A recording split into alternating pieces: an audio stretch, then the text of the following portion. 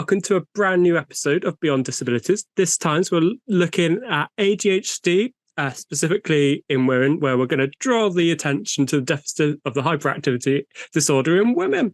So I'd like to introduce you to the two wonderful guests we have. First of all, we have Sophie, one of the co-hosts and founders of Girls Interrupting, which looks at dyspraxia specifically in women. And we also have Lou, who's very creative. She is a lover of the band Dream State. She's not been medically diagnosed with ADHD. I think that's right. That's correct. However, I've got things to add later, so I'll tell you. She's got things to add later. And she's very good at crocheting jellyfish.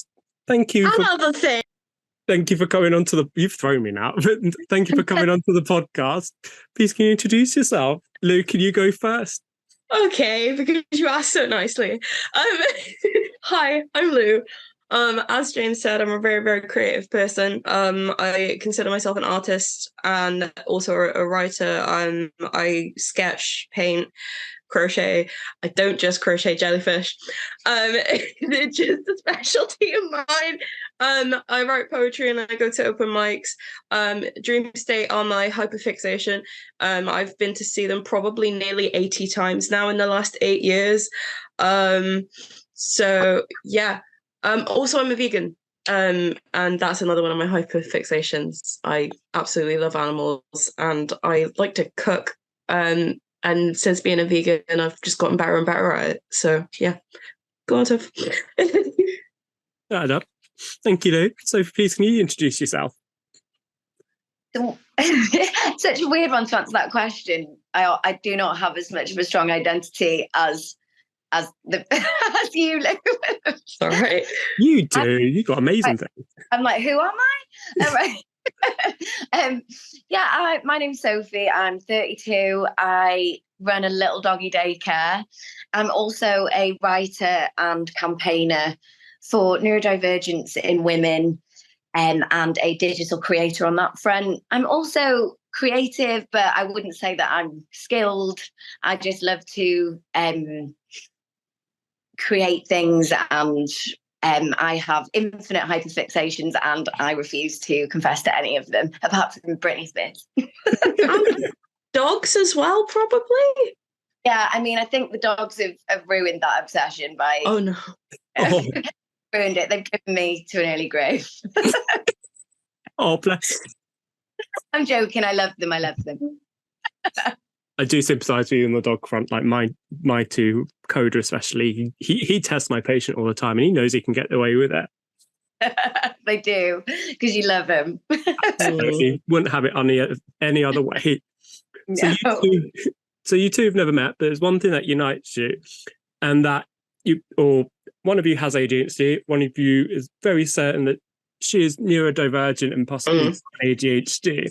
So can each of you describe what is ADHD to you and how it affects you on a daily basis?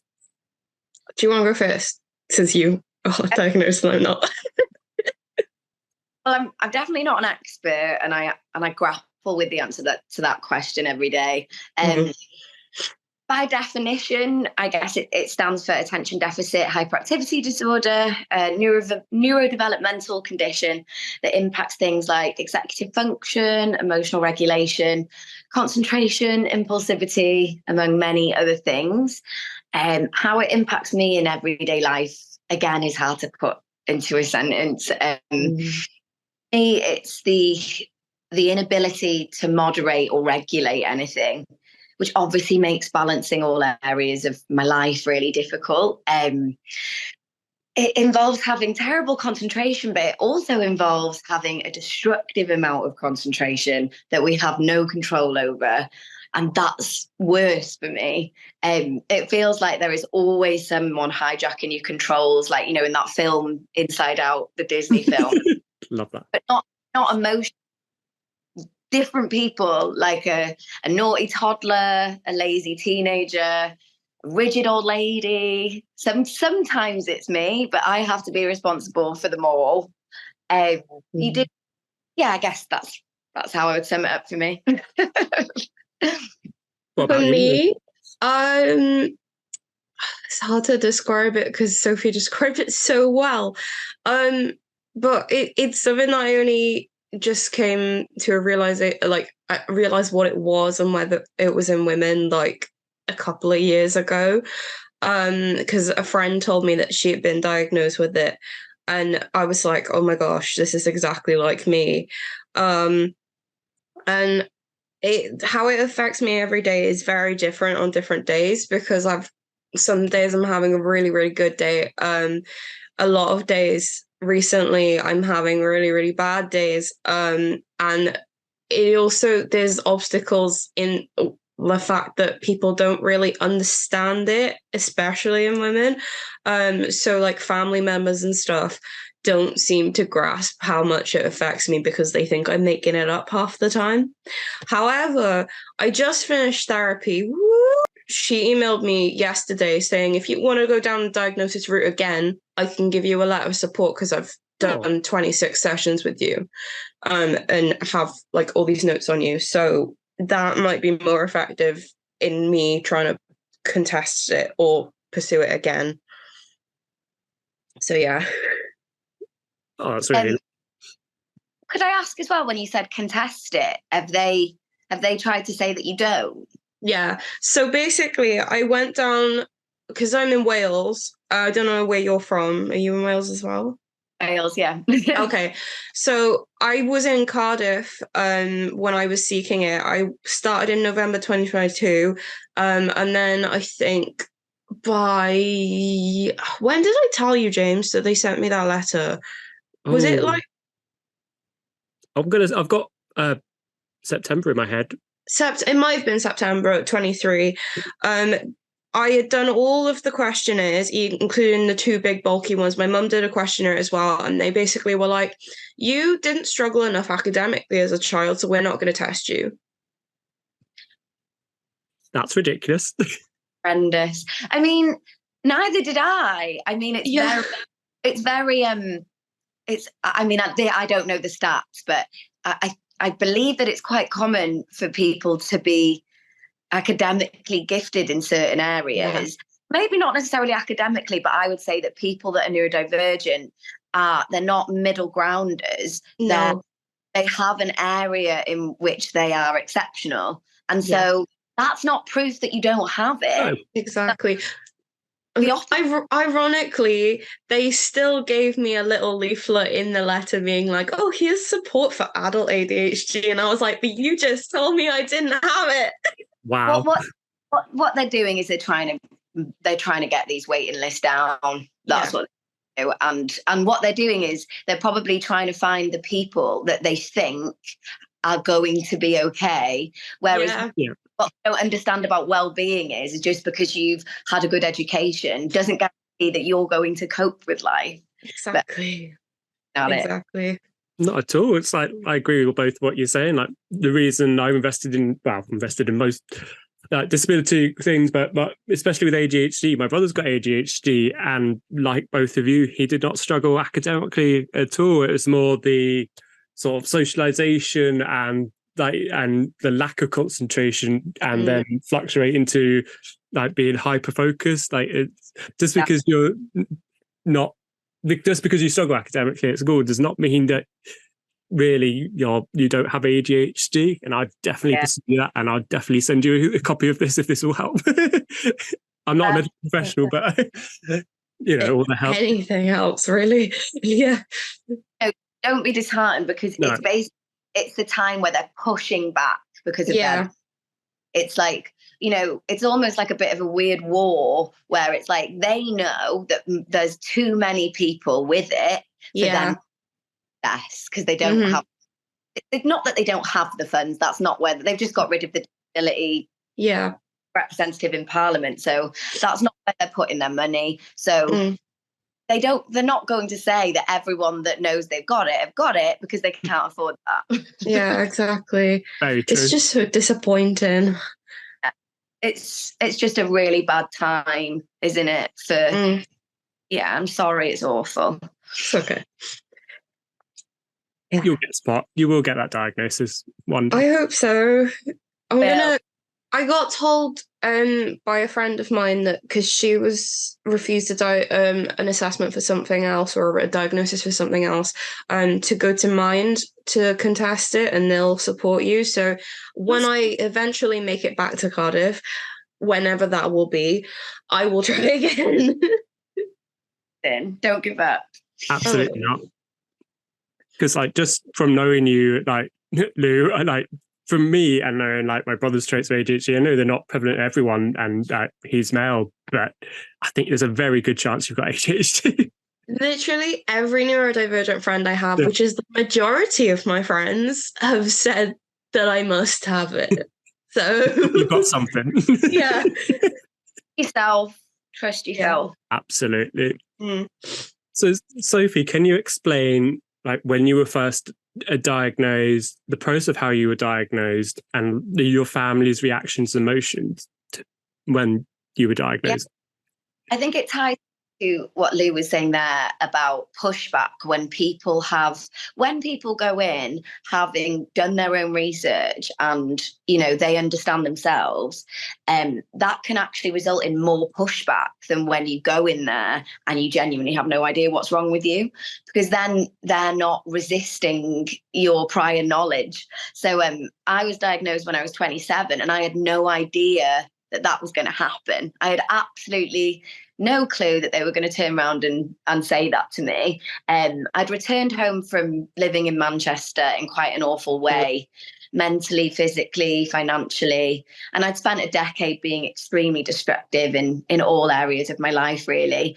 So I went through the GP and a mental health nurse, but primarily because of the referrals, because of their concern for my immediate well-being. I think that there was suspected bipolar on my notes. And I think I was fast-tracked due to my actual state. Without me having a clue, the psychiatrist informed me that he suspected ADHD, and I was asked to return with my parents for an assessment a few months later, where I was diagnosed and prescribed medication. And, that it absolutely changed my life. It was a very emotional time, but the general consensus among everyone was, oh, of course. I want people to be like that for me. They absolutely will. They will. When you get that letter, everything will just fit into place. It's sad that people need a professional to confirm what you already know. And that's really...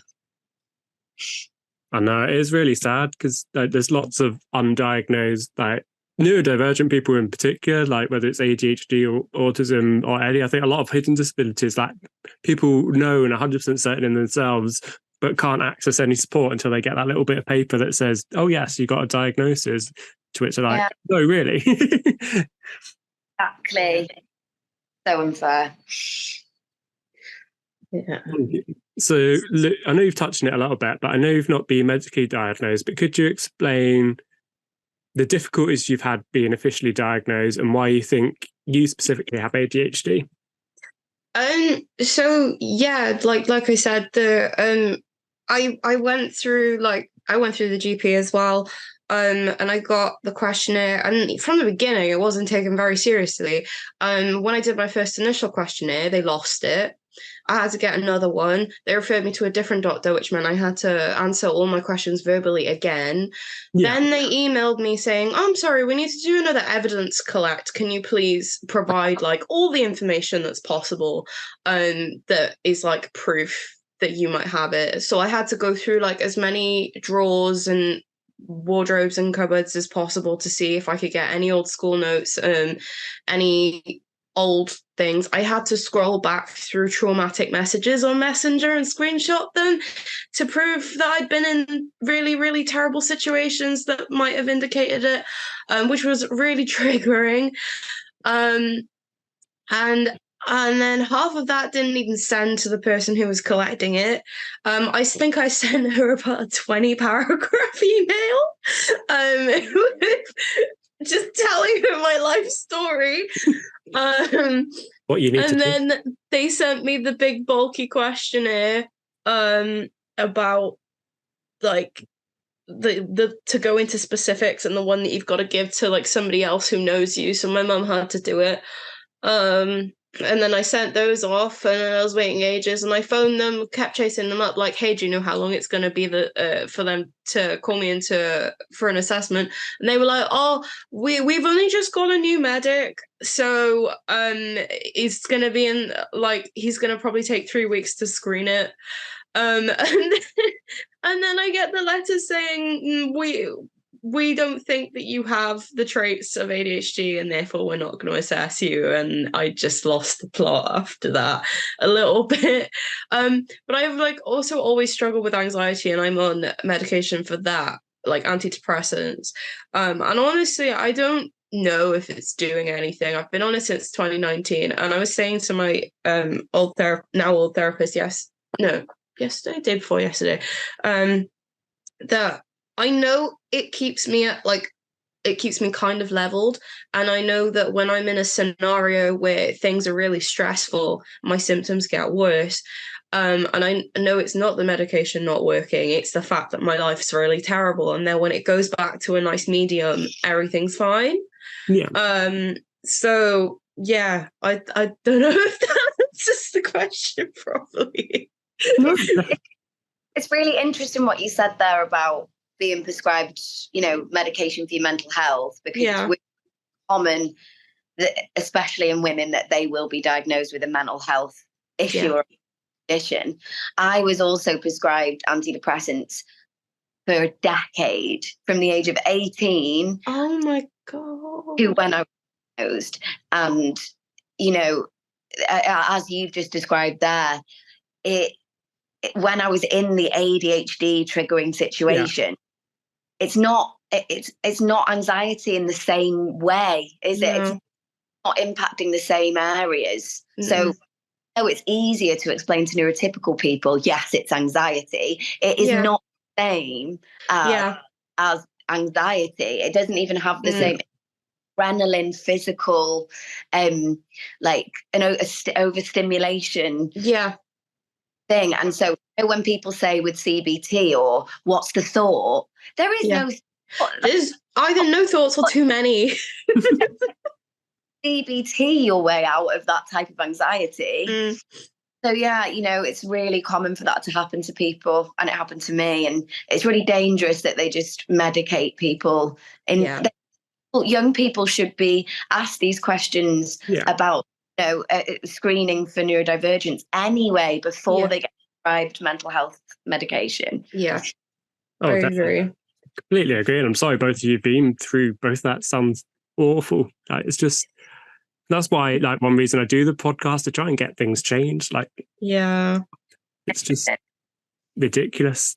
Like, my brother was on ADHD medication. He was diagnosed, luckily, when he was 2. He was on it right the way through until he was 18 when he started college. But that's because he was on an armed forces college diploma thingy and they wouldn't allow him on it with ADHD medication. He was a completely different person for the better after he came off the medication. Like, honestly, more himself. He because he was very, I know this is good, he was very robotic when he was on the medication, and I know he won't mind me talking about it, but now he's like a much happier person in himself. Like, he's got much more of a personality than he did for the however many years he was on ADHD. Like, yes, they managed to get him through school, but he just wasn't he wasn't himself. Yeah, it's the problem with medication, and when people with ADHD are diagnosed and prescribed them, they're not. And I'm not talking about every psychiatrist now, but I'm saying that generally they don't personalize somebody's treatment. So like some medications do different things to different people with different types of ADHD. So, I got put on Ritalin. It wasn't explained to me how that was going to impact me, but there was no discussion about the different types of medication and how those medications could potentially impact me. And that's the problem. People will be put on a medication and they've got options, haven't they? Well, they might they might actually not have options, but they should. Yeah. No, I definitely know. But yeah, there should be a discussion with everyone rather than just here's some medication, take it, and tell them how's it going to affect like how the medication is going to affect them. Like I know you know, Lou, but with my like recently being on antidepressants, like I made sure to do that research because they wanted to put me on surgery straight away. I was like, no, I don't want to. These have got this side effect. I've talked to loads of different, like admittedly everybody's different, but there's more negative people who have been on it that I spoke to that I didn't think it would be beneficial to me. And yeah, I'm glad I did the research. We have to, don't we? Absolutely, because if we don't, nobody's going to tell us. Oh. So do you think that as women it's hard to get diagnosed with ADHD? And if so, why do you think that is? To both of you. Go, Lou? Yeah, I mean, I'm evidence of that, I would say, because, and I think it's the fact that they're still basing all of their research off little boys who misbehave in school.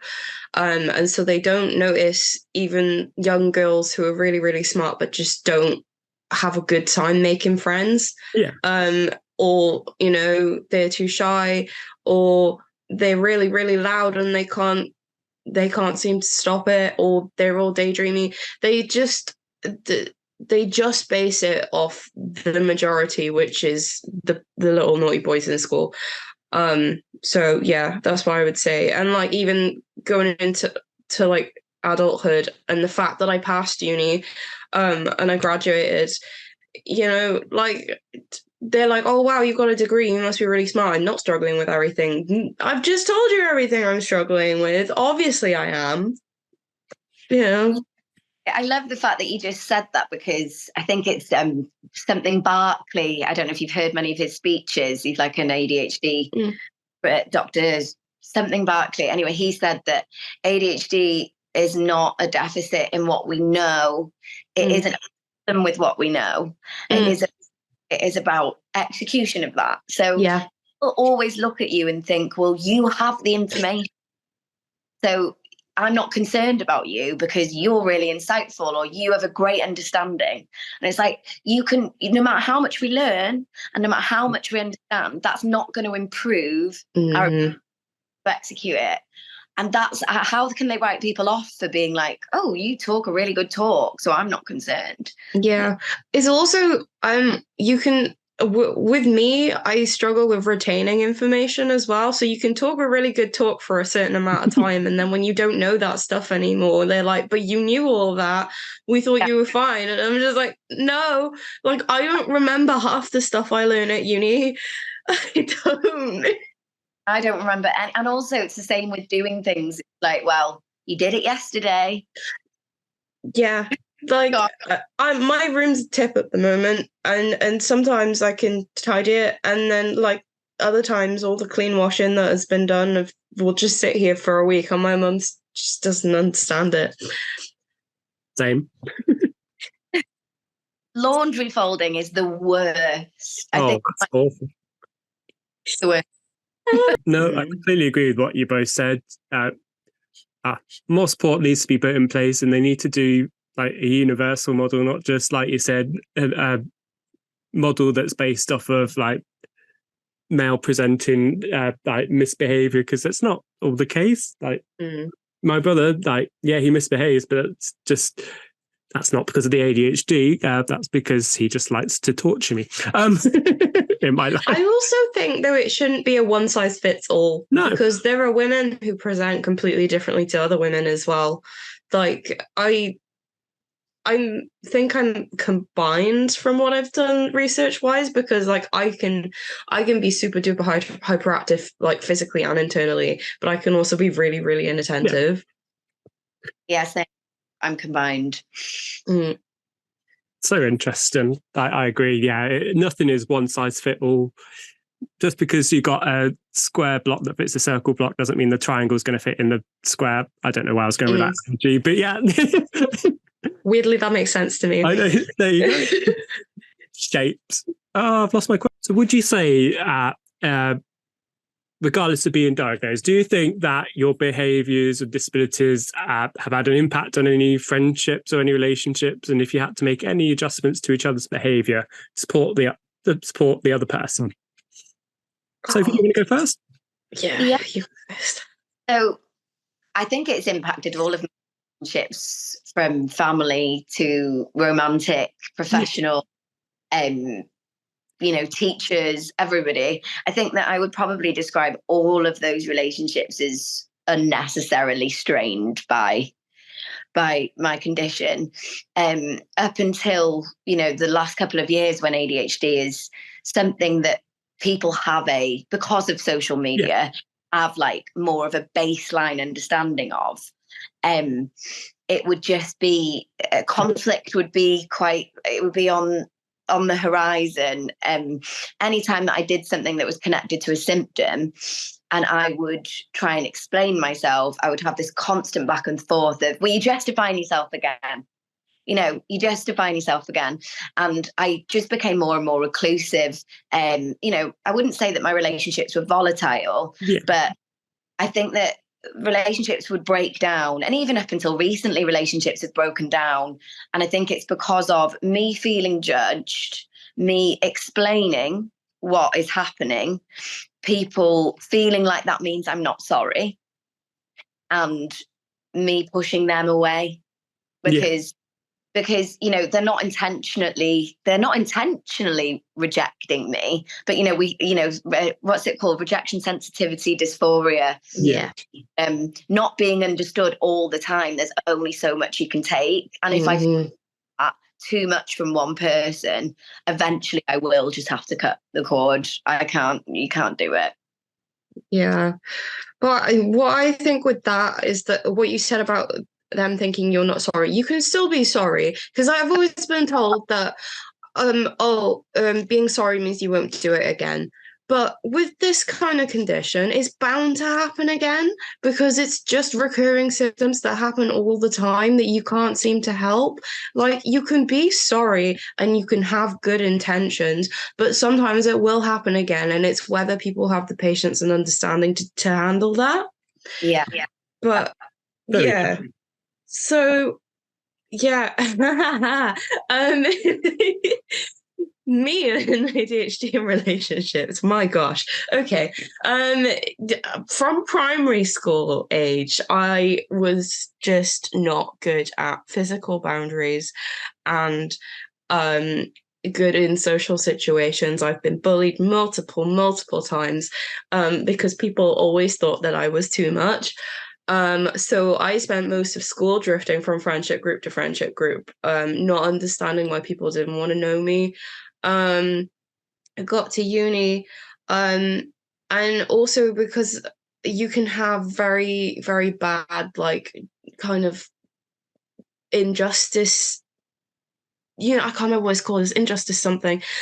So whenever I went to uni and I saw someone doing something that I believed was wrong, I would probably be really, really loud, outspoken about it, and then that would deter people away from me as well. And I've had to learn to just be cool with other people making their own decisions. I will be honest here. I've been in a lot of abusive relationships, and that's because I find that I could be considered gullible, but I think it's because we don't understand the social cues and everything, and we don't seem to realize what is wrong, and so everything everyone tells us, we just kind of internalize it because we've been told that our whole lives. However, I've learned that the majority of my friends are neurodivergent, so that's actually really strengthened my circle and my relationships with my friends, because then we can be like, I'm having a bad this and this day, and with the more research we do on ourselves, the better we understand each other. But like, I've still got it's still very rocky with me, and like with my family as well. I've been through a lot of stuff with that, and that's still rocky right now. And I've really, really struggled with friendships, and that was the main part of what I talked about when I was doing my questionnaires that they seem to just completely overlook. And I don't understand why. And relationships are the biggest teller, especially when on the surface people can tell that you are fun, chatty, like intelligent, engaging, and yet you will just have like a continuous breakdown of relationships. And one of the things, it's everything you were saying there is just an exact mirror of my, and I'm not saying that we've been through the exact same things, but I could have said your exact answer and including relationships. But you know what you said there about being gullible? Yeah. There's an aspect of our condition that makes us gullible, Yeah. but there is so because of being undiagnosed for so long, people invalidating your perception of your own experience, which you're correct about, initially telling you, no, it's not that, it's this. Yeah. Over time, you start to think that other people know better than you do. And so you all look to hear what the truth is from somebody else because you've been told that your truth is wrong. Yeah. And so even no matter how many bad experiences you have where you've realized that that person was damaging or abusive, you automatically meet a new person and you're like a puppy and you'll be like, oh, really? Oh, no way. And you will want them to guide you with what the truth is. And that's a danger point in repeating the pattern, isn't it? You assume they're going to rescue you and then they don't. No. I think boost though of you looking up to their version of the truth. I think enjoy that. Sorry, that was real heavy. No, guys. Okay. No, it's really good. I'm sorry you've been through that, but although I don't have ADHD, I do sort of relate to both of some of the things you were saying, like even like being autistic. Like, again, I think we're like all very trusting, and we don't see something bad until it's too late. I'd say not something that immediately like jumps onto us, whereas other people might like see the red flags like before. So moving on to something like slightly different. Have you ever been discriminated at work because of ADHD or another disability or condition? Oh, can I go first with this, please? Of course you can. Okay, so I'm out of a job right now, and I think it's entirely because of my ADHD since I realized that I probably have it. Lots and lots of job rejections have come about. I literally went for an interview yesterday, and then they specifically asked, they were like, do you have any health conditions? And I'm not going to not tell them. And so I did, and I don't know if that's impacted it or whether there's other things that have impacted it. But like they know, like a couple of companies I've worked for, they knew full well that I had it when I told them, and there's just been like no support.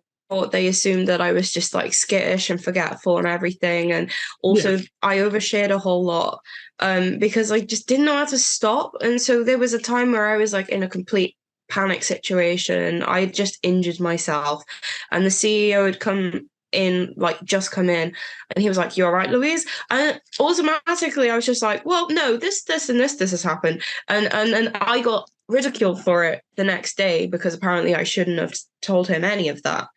And then I got let go from the last company I worked for after like 2 months of being there because they threw me into it. They threw me in the deep end with it, like really, really soon. As soon as I started there, they had all of these really high expectations, but no communication whatsoever.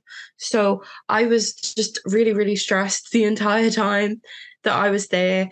And then it turns out what I thought had been really, really hard work, the CEO had thought, no, she's not good enough, and was just like, right, she's out. So I've been constantly discriminated in workplaces because of it. Oh, that's awful. Sorry you've been through that. And you should never just because you sort of overshare. There's not doesn't sort of reflect on how well you were and how I know how good you are at your job.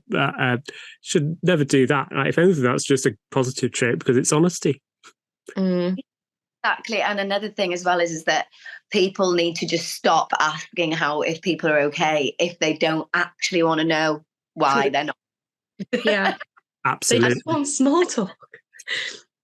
Small talk. Why is that a thing? I don't know. It's awful. But yeah, Lou, like I've exactly the same experiences. It makes me emotional when I hear someone else describe, the same things. I've had about 15 jobs, and from the beginning, it's really bizarre. I don't know if you find this, Lou, but it's like they slowly slip into the exact same pattern. It's almost like you're replaying in each job the same dynamic. Like it's all nice and hopeful at the beginning, and you think everybody's nice, and then slowly it suddenly turns into the exact same nightmare, and you don't understand how it's happened. It's crazy, isn't it? And the people that you think are your friends and your allies at the beginning, I think that maybe the reason for that is that, especially in the, would you call it the private sector, so where that it's profit driven, then maximum efficiency and maximum profit is obviously the priority. So got this leeway for like, well, she's new, and then when you're not new and you're not as good as somebody else would be in your position, and not as good's a weird term anyway, because people measure it in, people are so like small-minded about what profitable means. So in terms of things like the content of what you're doing or the quality of your conversations, they literally want to see that they can measure you equaling money. And it's so much more complex than that. I remember in my last job loads of my own complaints. And so on paper, it didn't look like I was putting as many orders through, but actually I was saving the complaints department. But people don't that way. We don't fit into four walls in that way. No. And, I had the same experience play out over and over again. My probation would be extended as much as possible until they would then let me go. And the sad thing is a lot of managers didn't always want to. They looked sad.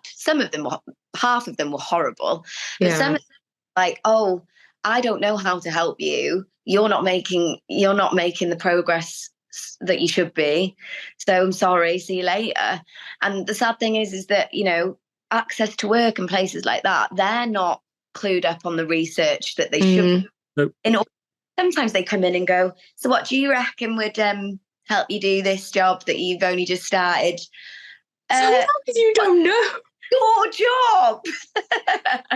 So I'm on this program now with this provider called Maximus UK. I'm on this thing called the IPES program. I think it's intensive personalized employment support, and that's for my ADHD, which I got referred to through the job centre. And my work coach has been an absolute blessing. Like with the interview yesterday, literally I could just phone her and be like, look, I'm stressed, I'm in a crisis, this is happening, and she helped me no problem. But yeah, I've never had that before, and it's been really beneficial. And they've been signing me up to interview skills courses and confidence boosting courses and courses on budgeting, and I went to those and they were really, really helpful.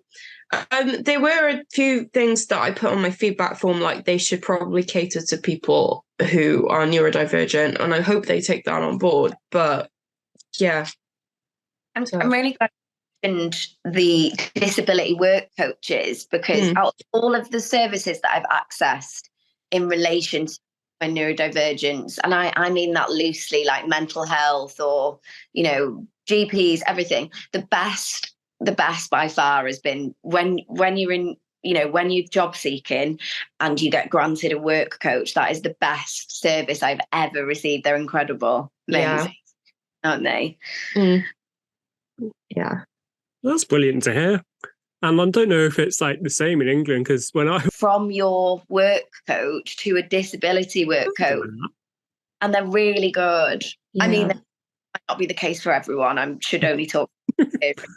Don't worry, I can say the same, but yeah, it might not be exactly the same for everyone. Didn't know that.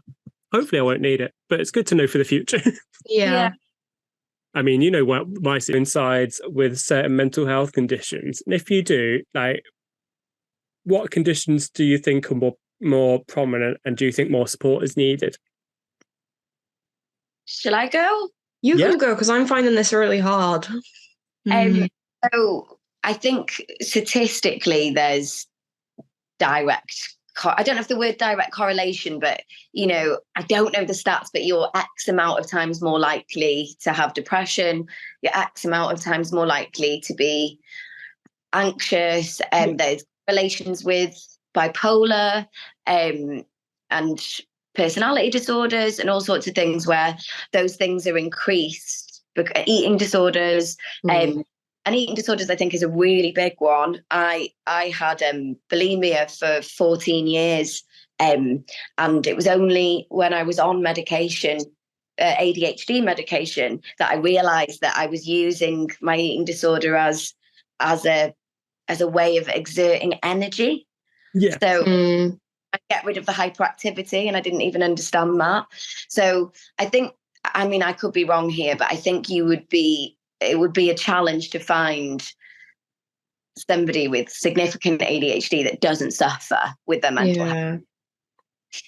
Yeah, I would say the same, but I don't know if I'm wrong here. I was always told that like mental health conditions were like is it comorbidity? Is that the word? Of your like neurodivergent condition. And so this is what I always tell people, like when they're like, but you have anxiety. It's like, yeah, no, I have anxiety because of that, my ADHD. And people still don't seem to grasp it.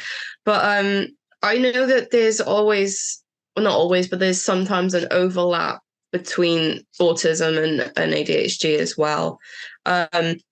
So there is that. That's the only way I can really answer that question, because I feel like Sophie answered it better than me.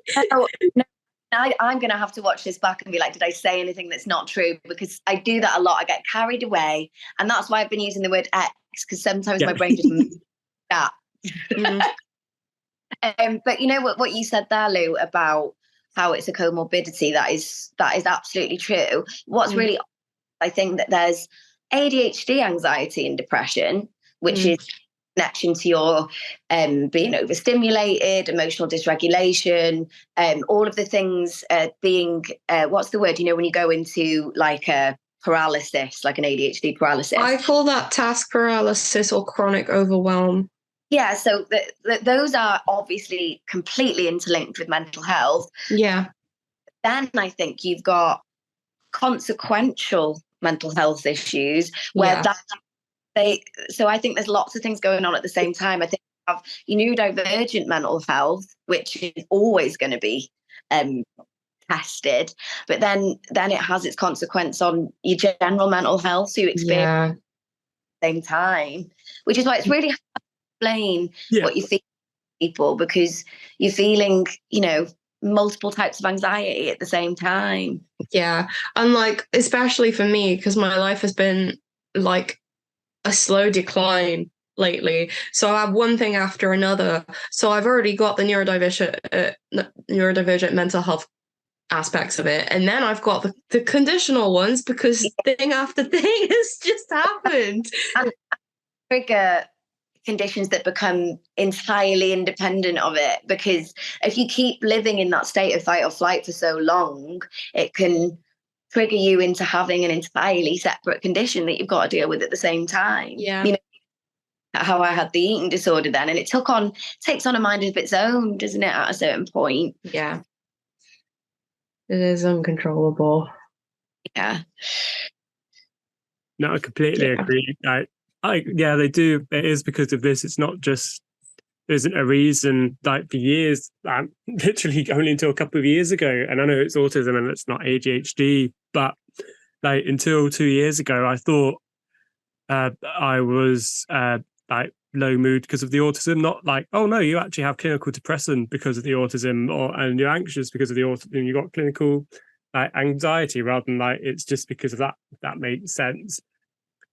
So it must be so hard to work out what's what and how to separate it all from each other. Oh, definitely. Yeah.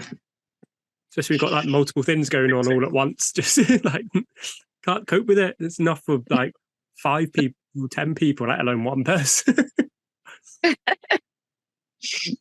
So what would you say are your proudest moments and biggest achievements? What positives does ADHD, and I know you're not officially diagnosed, but for the purpose of this, Lou, you're officially diagnosed, contribute to your life? You're all going to diagnose me instead. Thanks. Yeah. Passing university, or actually getting out of school, because there were many years where I just thought I wasn't going to make it past a certain age. And then I did, and I was like, what do I do with this now? And then I went to university and I was like, no, I'm not going to make it past this either. And then I did. And then I was like, what am I going to do with this now? And then I lived and worked. And I lived in a house on my own for a year, and the only reason I'm not there now is because of personal life circumstances. And if it wasn't that the case, then I would have been there for like another year. So just living on my own and like just surviving, and like also just taking care of myself, going back to therapy. There's loads of them, really.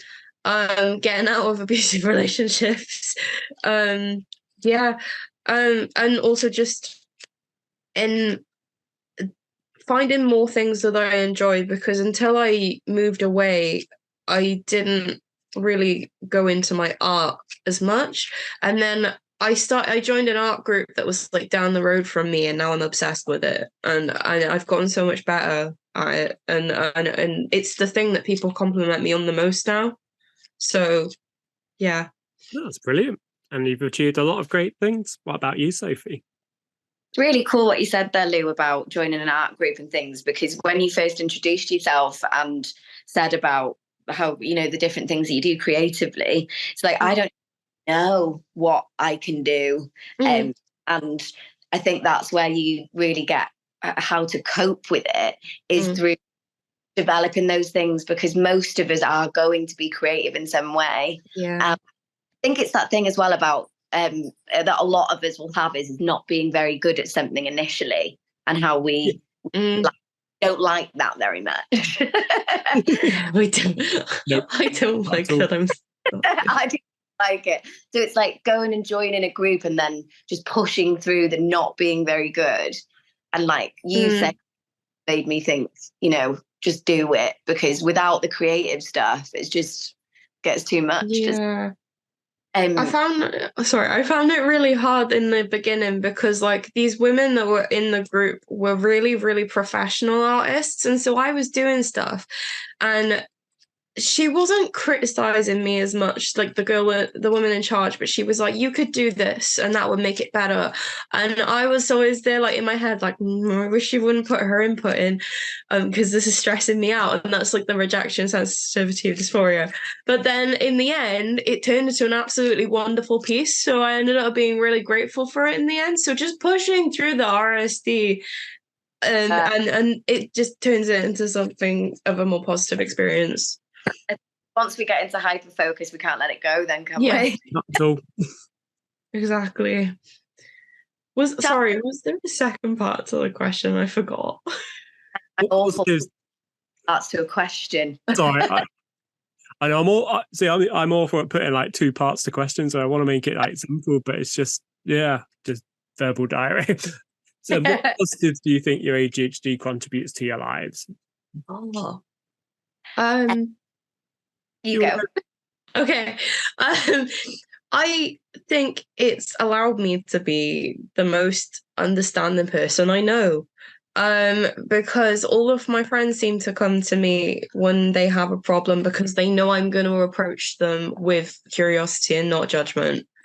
Because I just get told that I'm so nice, and I sound like I'm tooting my own horn here, but I do. To me. I'm also just I've been told that I kind of light up a room, so I always bring fun and energy, even when I'm feeling like pretty low energy. I can say something funny and it sets people off. So yeah, those are the positives, I would say. Shall I go? Please go. And when you asked the question before about what you're most proud of, I was just going to say, really, it's it's being able to do a day. Not, I mean, 6 out of 7, probably not, but the day that I am able to complete in an adult way, where I'm like clean and the house isn't a shit tip and I've like got back to a few people, or, you know, whatever it might be, go to bed at night and I've actually done those things, and like I've eaten normally and I've not done anything to piss anybody off. I'm like, oh my God, like I never, ever, ever thought I could live a day like that, like ever. And like, that's what I'm most proud of, that like that I actually can get my shit together really in my own way, obviously. And I've forgotten the second part of the question. Okay. Positives, Sophie, the positives. Oh, right. Yeah. So positives of my ADHD, I think it's similar to you, really, that like I can't help but be, I'm just going to say it, I can't help but be funny.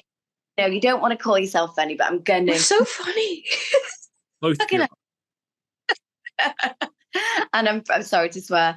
I am proud of like the fact that people would consider me someone that can lift them up in the same way that you said, and that like that even when we're miserable, we're still joyful, even though that sounds cheesy. Yeah. And like, I think that that's a massive positive, and I don't think I'd be like that.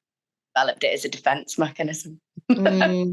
I also think we're very in touch with our emotions as well. Like I've got to a point where I'm just not ashamed to cry in front of people. Like in the past few months, I've just had breakdown after breakdown in front of my friends. And I'm just like, I don't even care. I'm so upset right now.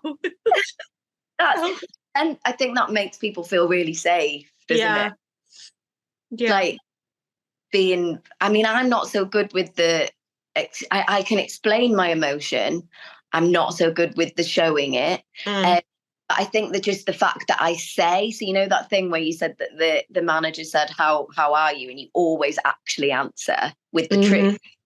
Like I'm going to answer with the truth. And in a weird way, that is one of my best qualities, even though people would consider it their favorite thing about me and their least favorite thing. Yeah.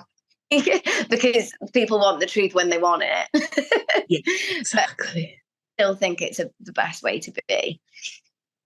No, I think they're both lovely, positive contributions and like brilliant. Like again, it's about, it doesn't need to be big for it to be an achievement. Like you said, Sophie, if you make it through the day and that you've done X, Y, and Z, like that you need to do, you've eaten normally, then that's an achievement and you should be celebrated. You should like give yourself a pat on the back for doing that. Like, yeah. I think my Maslow's hierarchy of needs upside down. One at the top is like just the basic needs. We do everything backwards. I know every time I make something like crochet wise, it's wonky, and I'm like, that's just how I am. I do everything wonky. That's cute. We always want to start from the problem and work our way backwards. Yeah. The best way to be. So one final question, like, what are both of your wishes for the future? And do you think anything needs to change I'm just going to go, let's go big possible and wider in society to help support you both and other people with disabilities? I would like to be diagnosed in the future. I would. And I'd also like to be in a job where they're accommodating to my disability. And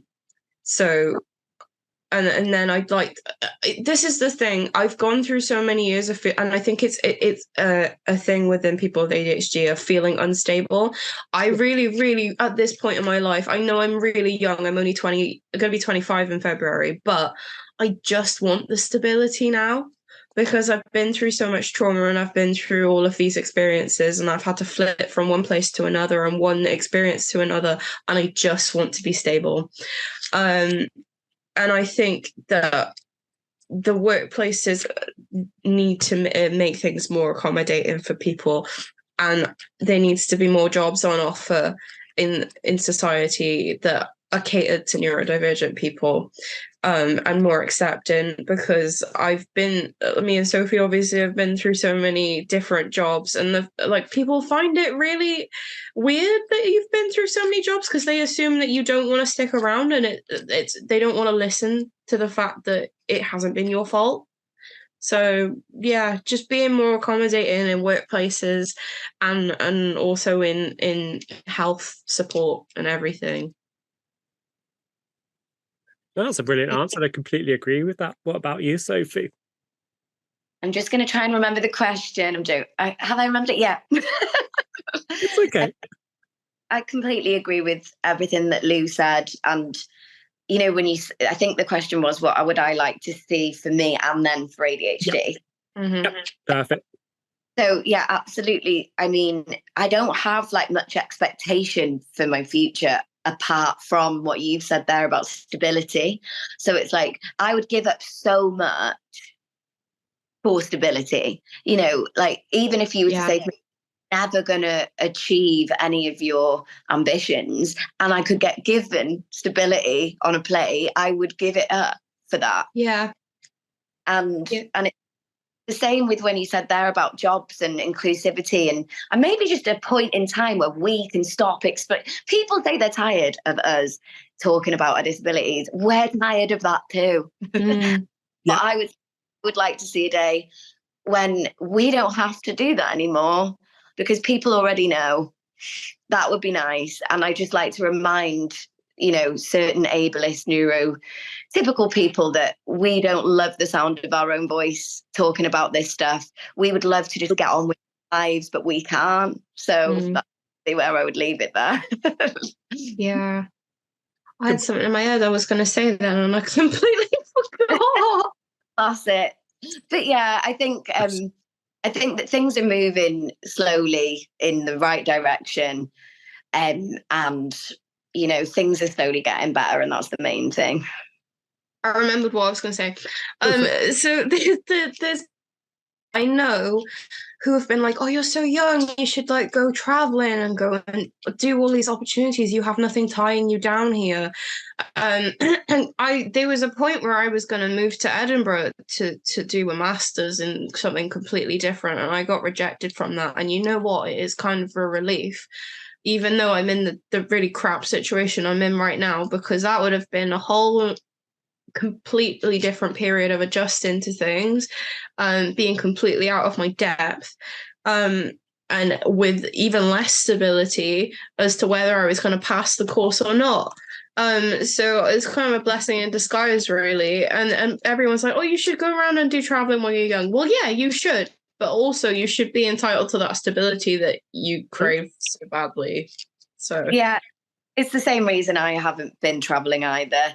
And these are perfect examples that the GP should look at, or, you know, the assessor, is in, well, this is a classic candidate that would do something like that.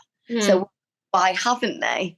And that's the thing. I think when you ask the question about what I would like it to look like in the future, I would like it to look like a world where we have the option to do what we want and not what we do. You know, where we could go off and do different things. But really, even, you know, I've been dedicating the last few years of my life to just trying to establish a basic routine that would adhere to my baseline needs. And I'm still going, and I'm nowhere near there yet. And that might take up the time where I could have achieved things in a career or creatively, but we have to do that first, don't we? And that's why it's the same with you now, where you're at now. We have to just give it all up and start from the bottom. Very true. Completely agree. You can say it better myself. Things, like you said, things are moving slowly, but it's not quick enough. There needs to be a point where you shouldn't have to be constantly fighting for diagnosis, for access needs in work, for just being human, really, on some level. Literally just trying to you have to justify yourself at every turn, when it should just be the norm that if you're ADHD, then you need this, then you should get it, rather than months and months on end of doing different things just to get it. And like with any disability, so fingers crossed, hopefully it gets better. Yeah. We'll keep shouting until somebody listens. We will. There's also, if anyone like any other women out there want support or anything, or just like to be understood, there's a podcast, and I actually went to a meetup because they did a tour like at some point this year or last year. They're called ADHD AF, and they only wanted that name to be able to say that, but they're called ADHD as females. And there's two women, Laura and Dawn. They're really, really good. I think they've been doing their podcast since the pandemic started. And they're really nice people. I've met them both because they did a meetup in Cardiff. And yeah, so if anyone wants to listen to more stuff about ADHD in women, I recommend the podcast. It's really good. Definitely listen to that. Mm-hmm. I'll definitely link to it and definitely listen to it too, because it's fascinating to me. So that's it. Thank you very much, both of you, for joining. You've been excellent. You've been brilliant. Excellent. Who calls people excellent? Sorry. You do. Apparently I do, because I'm a 19th century aristocrat. Let's try that again, because I've completely lost myself. Thank you very much, both of you, for going on the podcast. You've been absolutely amazing. Sophie, I know you do brilliant work with Girls Interrupted, so where can they find you and the work that you do? Yeah, Girls Into It's Instagram. I do a joint page on dyspraxia in women with the amazing Laura. And so, yeah, that would be at girls.interrupting. And I also have a humorous a TikTok account where I just talk about neurodivergent scenarios, and that is it is called Neurodivergent Divas, so you can find stuff on there. I'm gonna go follow you in a bit.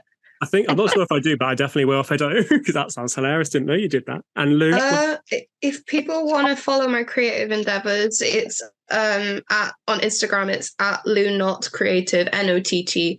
And I've got videos of me performing poetry at open mics and pieces of artwork on there. So it's a mix of writing and art. But yeah, if people want to check it out, it's there.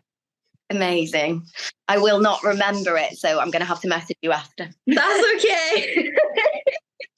I've just got one final thing to say. Just remember, I know it's difficult times, but if you're out there listening and you're struggling, you think you might have a disability, just try and do what you can, like fight as much as you can to get a diagnosis. If you do have a disability, then just remember, just because you have a disability, it doesn't mean you have to be limited by it, and that you can achieve your hopes and goals, and that you can go beyond your disability. And I hope you have an amazing 2024. That's okay. I've literally finished now.